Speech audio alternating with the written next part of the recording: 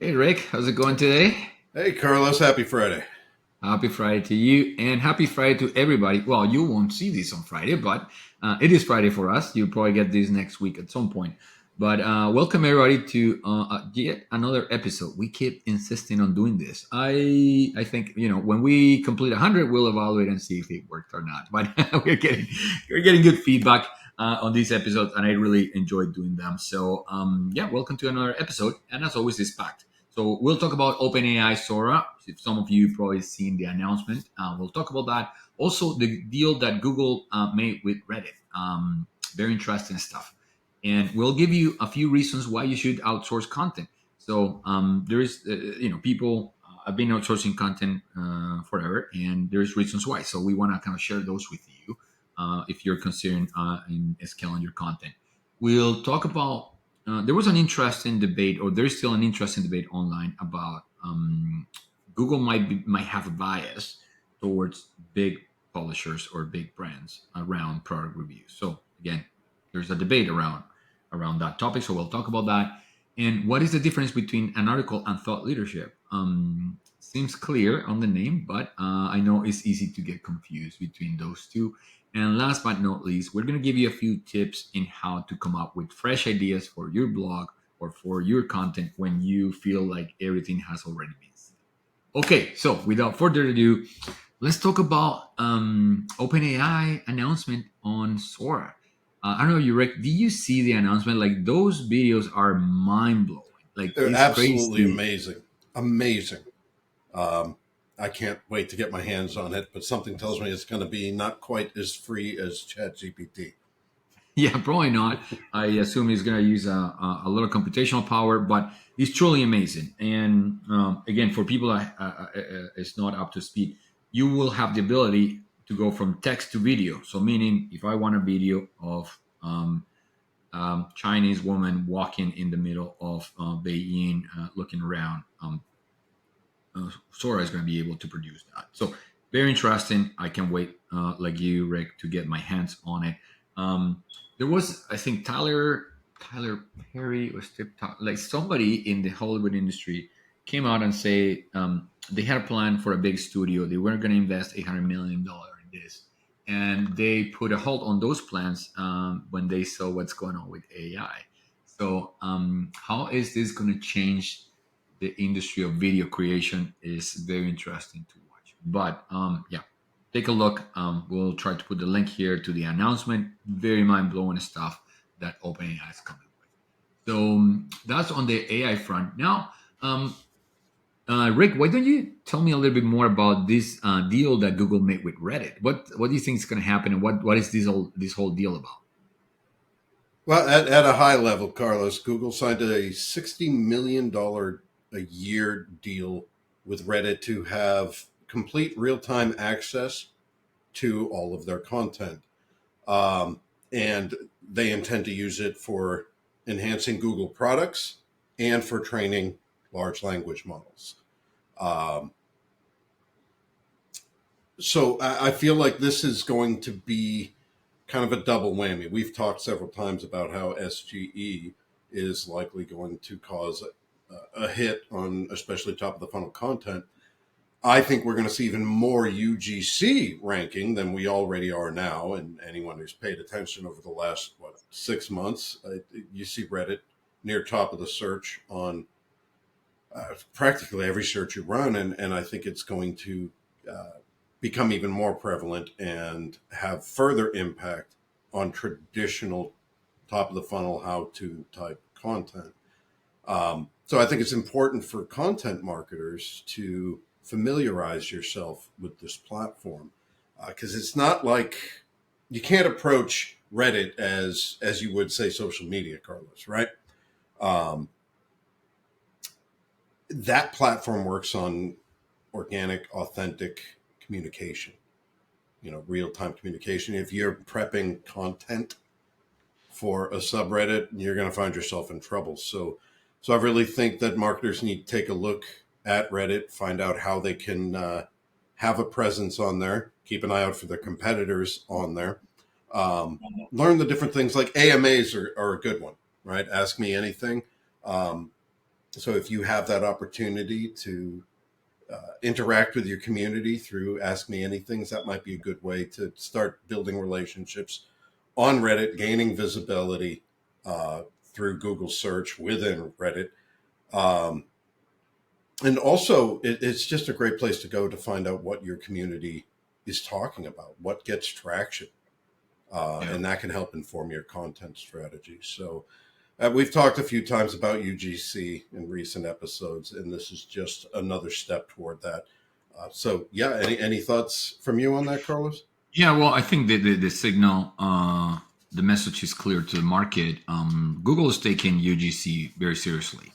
And again, we have seen with this recent updates, Reddit content being a beneficiary of the latest Google updates, meaning there's more user generated content surfacing to the top. So I think if you are a marketer and if you're a content marketer and you're not looking at Reddit and at least thinking about it, you're falling behind. Maybe not Reddit, but user generated content. But I think Google is telling us, okay, well, we value this type of content, so we're going to do a deal directly with them, and we're going to show you more of those results. So I think we need to start figuring out, okay, what should we or Reddit strategy be, or user generated content strategy be. And another thing that you can use Reddit for coming up with topics of content, because people go to Reddit and to these communities to find answers. So if you can get see what type of questions are being asked and what topics are trending there, you can have a few ideas. But very interesting. I think we, even us internally, need to start considering, okay, what is going to be your play with user generated content, because I think we are not taking advantage of it yet, but we should. So anyway, very interesting. Now let's talk about what are the advantages of outsourcing content, or why somebody should outsource. So You I know, think there's a stat around, I think it's 70, more than 70% of businesses outsource their content creation. And I guess, well, there's many reasons why, but I'll start with one, and then I'll go to you, Rick, to give me the other 12. of the Uh, other. no, but well, one of them is cost, and very often creating content with a third party is more efficient, and the reason being is because there are third parties that are specialized on creating content, so they can be more efficient at it, and they can create economies of scale.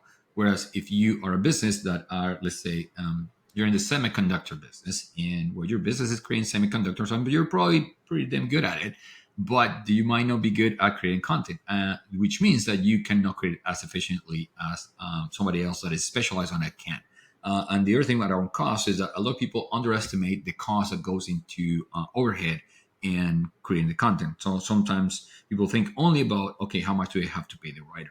But there is a lot of other costs that are hidden or that are not taken into account, which is, okay, supervising the writer, giving them instructions, giving them feedback, managing the project, managing the whole content creation process, et cetera, et cetera. So when we do comparisons between internal costs versus outsourced costs, more often than not, outsource ends up being cheaper. I'm not saying every time, but very often, if you work with the right partner, it can be cheaper.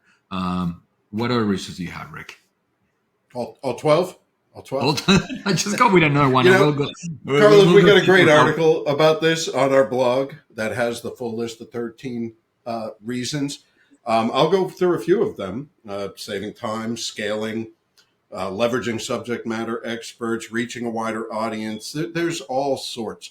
But what I think is most important here, Carlos, is to understand how these things happen through outsourcing content. And I think that a lot of businesses don't understand that if you want to get into a full-fledged recurring content production workflow, you can't just think, well, I need a writer. Right? There's just so much more that goes into it, and we've been asked this question, like, how is this more affordable, outsourcing my content to you than just doing it myself. And what a lot of businesses don't consider is somebody has to take your business goals, right? And determine tangible ways that content can help support them. Somebody then has to take those ideas and perform keyword research and content gap analyses and competitive analyses to come up with a strategy. And then somebody has to take that and ideate those topics and get the insights from the SMEs and the resources that a writer is going to need and compile that all into a detailed content brief for the writer to follow. Then you've got a writer and an editor, sure. And then after that, somebody's got to review what the writer and editor did and oversee the 1, 2, 3 rounds of revisions it's going to take to polish that piece up and get it ready for publication. Once that's ready, somebody's got to look at it from a design standpoint. What can we make from infographics from this? What screenshots, what images do we need? Somebody's got to do the schema markup on it. Somebody's got to publish it. Somebody's got to promote it on social media. Somebody's got to do the repurposing to get it into other distribution channels.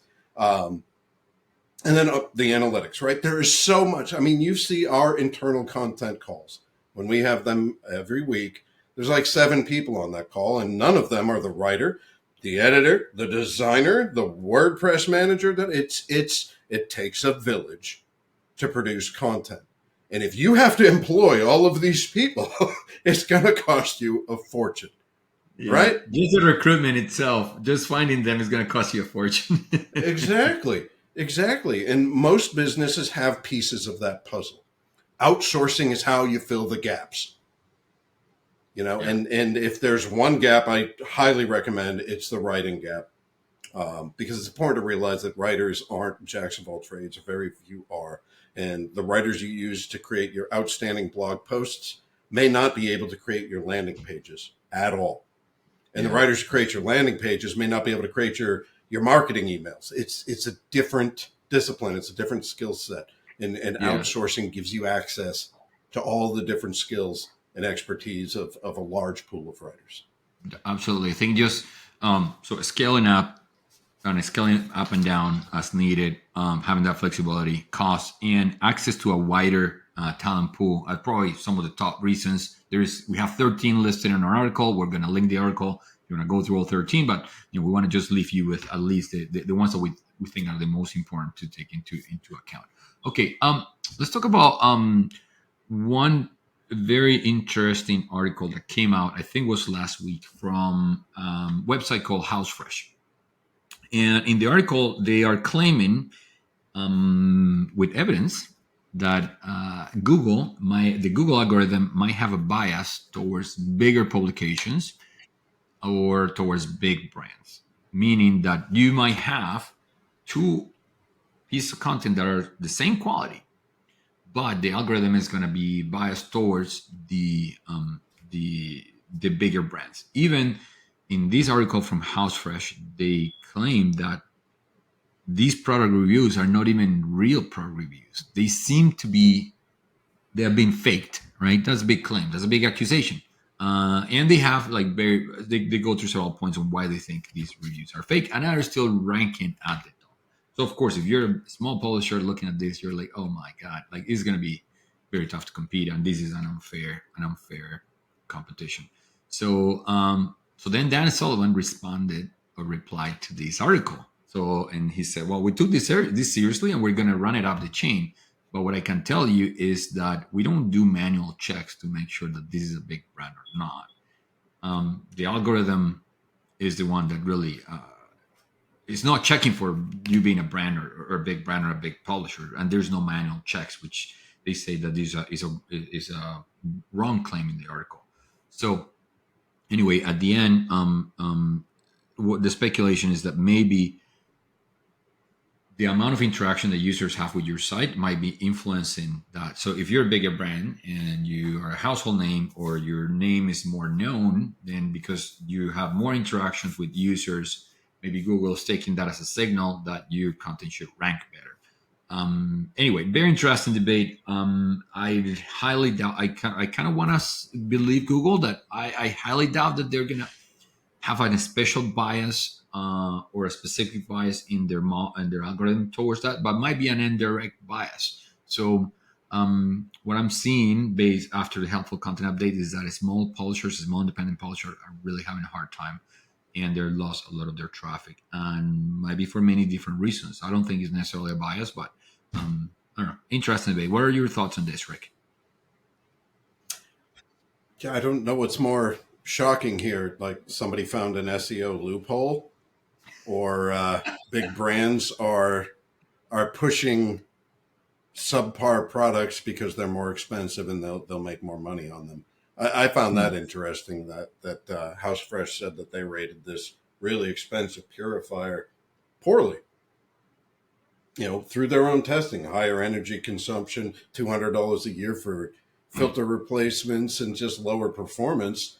Yet all the big brands had it ranked really high. The reviews were super positive, and all with the same images. Um, because they'll get better affiliate income through a higher price model. So I don't know. It's an SEO loophole. I'm sure it'll get closed at some point. I did find it interesting because I've heard this from some clients that that you can put wording in that shows actual, we actually tested this, and that Google can sense that wording, and say, all right, this looks like a real review. And in that response to the article, Google did say that phrases that imply a hands-on review is not a ranking signal, right? Yeah. There's certainly good practice, and I think just like in our other conversations, if your reader feels that your review is more trustworthy, then your page gets in better interaction, and that signals Google that it's a worthwhile resource. Yeah. Anyway, something to keep following. We'll see what is the development of these the recent updates on the algorithm and see where it ends up. But very interesting stuff. Regardless. Okay, so um, there's a difference between just straight out article or blog post and thought leadership. I mean, I think a thought leadership post can be an article, but not all articles are Sure. thought leadership, right? Like, but Reg, you're the expert. Please enlighten us. We shouldn't have to do a segment like this, but it does get confusing.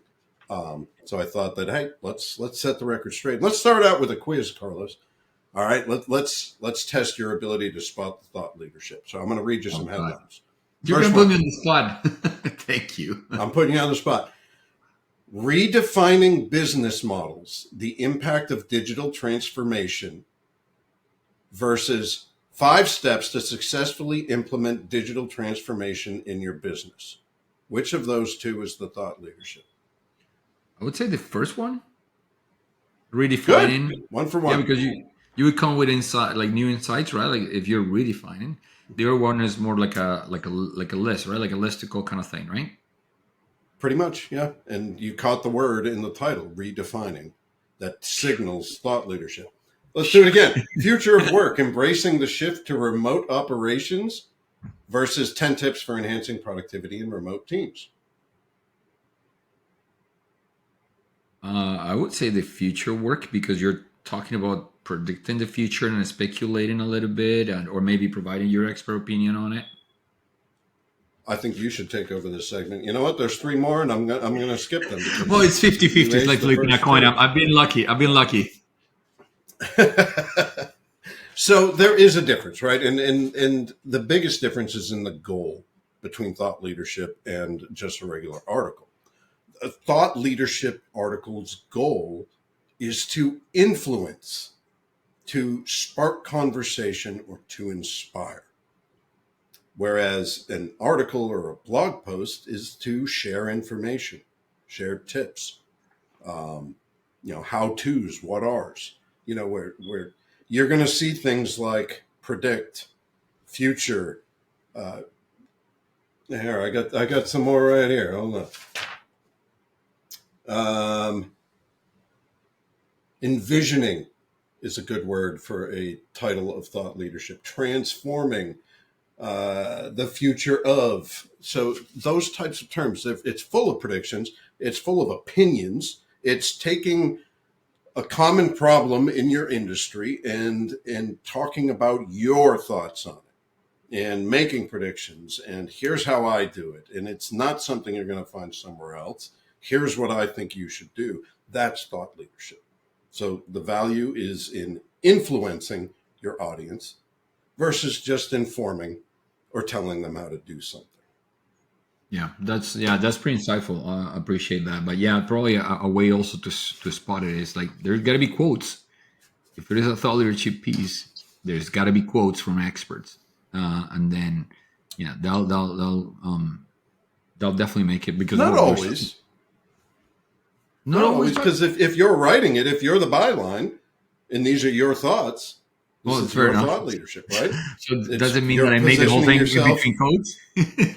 Cool. Yeah, you're positioning yourself as the visionary. Here's what I think. Here's what's going to happen. I guess that makes the whole thing a quote at that point. But yeah, Yeah, yeah, well, there's that's a big difference, interesting. and we have a lot of clients who get confused often, and they ask us to do thought leadership, and honestly, it's not. If you want to do thought leadership, you need those insights, you need that expertise, and you need to supply your writer with them, and not leave it up to them to create your thought leadership for you. Absolutely, yeah, and again, I think the goals are a little bit different between just a straight out article and a thought leadership piece, right? I think on a thought leadership, you want to build maybe your personal brand or your company brand. You want to build an audience and you want to generate trust with your audience, right? And you want to, like you said, you want to influence the thinking in the industry or the thinking around your business. Whereas a straight out article is just information, just sharing information and maybe gathering some information from different places, putting it all together in a easy to consume way. But thanks for the insights, Rick. I hope that is helpful for some people in our audience and how to differentiate thought leadership and just straight out article. Now, to close our episode today, which I think we're going to make a little bit shorter because we were just getting it was just Flying it through. was just getting longer and longer. Okay, so how can we help people come up with fresh ideas for their blogs? It's easy to think, I don't know what to write about. I don't know what to create. What I don't know what to talk about because everything has been said, right? Like everything under the sun.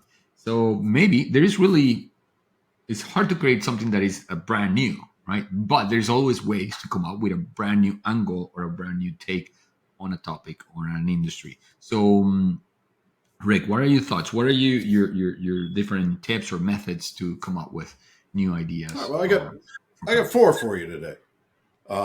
Now, first, I'll get the most obvious one right out of the way, and that's your traditional SEO techniques, right? Do your competitive analysis, do your gap analysis, find out where you're weak or where your competitors are strong. And that should inform you as to what you need to create to do better in those areas. So we'll just put that one aside. That's a gimme. Uh, the second one involves forgetting about subject matter. Instead of looking for a topic, look to your content types. Okay, most businesses, they do really well with their service pages, their product pages, blog that's just chock full of thought leadership and articles. Um, but you may be lacking in some very important content types. So do an audit and see where you stand on ebooks, which are great for gated downloadable resources, white papers and case studies, which are excellent for mid and lower funnel content. So take a look at your content types. If you're a brick and mortar, how are your geos? Do you have geo pages that cover all the areas you serve?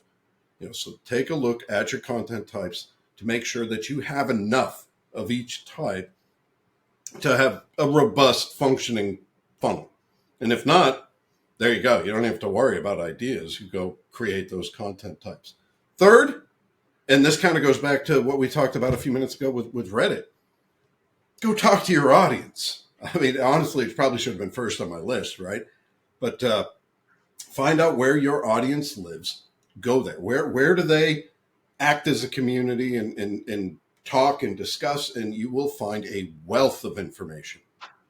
You will be able to see what actually gets traction. Quick conversations on Reddit that turns into 148 responses and a lot of back and forth and great insights and questions just screams, write an article about me. So look to the communities where your audience gathers and see what they talk about.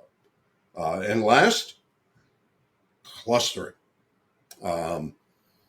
You might wonder, like, well, how does that help me ideate? So there's two ways here. First, you've got to look at your site. If you haven't embraced clustering yet, and we've published a good article recently on, actually, no, that one's coming. I'm sorry. I'm teasing an article now. We will have in the next week or two a really strong article on clustering that can help you out here. But if you haven't clustered your website, you should do so. And once you've got those clusters and pillar pages determined, you can see where you're weak. I might have this great pillar page on this on content strategy, but I'm lacking in all of the supporting content for it. But then you'll also see the different pillar pages and clusters you have, and you can see where you're lacking in cluster itself rather than in the supporting content. So by clustering your content, you can see where you're strong, where you're weak, and that will tell you what you need to create. That's it. Those 4 tips from me today. Carlos, did you have any thoughts on that? Yeah, so I love the I love some of the ideas. I think one we're going to communities. I have found groups, like for instance Facebook groups. Like if you're in a Facebook group about, I'm in a Facebook group about SEO and agencies, for instance, and I see people coming up with challenges. Then somebody asking a question could be a topic. Or so especially if you take challenges that people are having in those groups or Reddit or any groups or any communities that you are, that could be a post. I like that as an idea. Another idea is when you see somebody else's post and you think of a response to that post or a comment, the comment itself could be an idea for a post, right? So you can, sometimes even LinkedIn has this feature where, hey, do you want to turn your comment into a post? Which I think is pretty cool. Same for Twitter or Facebook or whatever is your social media or your community channel. So I like those ideas. Sometimes taking a contrarian angle, look at a topic that have been talked about in the past, and you take a contrarian angle to it. Come from a different space. But the other way would be just to use AI, right? Plug in your site, say, hey, these are all the things that I ever said. Can you give me ideas of things that I haven't said yet? And just kind of to get the juices flowing. It's not going to be perfect. It's not going to be great. It's going to give you 100 ideas and probably 10 are going to be good. Maybe you can tell it, okay, well, now out of these 10, give me more ideas. So use AI now is one. I love to use AI for ideation. So yeah, look, you're never going to run out of things to talk about or to write about. I think you just need to get use some of these tips to get the juices flowing back again. So I hope that is helpful for our audience and they can go with a lot of fresh ideas, send them back to us, and then we write about them. But few announcements. We have two amazing webinars coming. One is going to be with Garrett Sussman from iPullRank. He's going to be talking about SGE and how to prepare for SGE search. And we're also going to have the founder of Originality.ai, one of the plagiarism and AI writing checker. We have been very critical of AI checkers in the past. So I want to give them the floor as well to come and build their case and explain or maybe educate us on how they work and why we should use them or not. So those two things coming. Third, please give us feedback. Please share this. You will find this in YouTube, but if you can share, we would really appreciate that. This content isn't free, so you don't have to pay for it. But how you will pay is just sharing the content with somebody else. That's how you pay us back for this content. Rick and I and our team put some time preparing for this. So all that we ask for in return is you sharing the content with somebody you think might find it helpful. I stole this idea from another podcast. Well, this is not a podcast, but I stole from a podcast where that's what they ask their audience for. No payment. There's no commercials. There's no sponsorship in this. All that we ask for in return is for you to share this information with somebody else that you think it might find it helpful. If not, that's okay too. That's a good price. Yeah, right. We would really appreciate it. So, Rick, as always, it is a pleasure, and all of you until next time. Thank you. The pleasure is mine, and happy birthday, Carlos. We'll see you next week. Go enjoy your birthday lunch. Thank you, sir.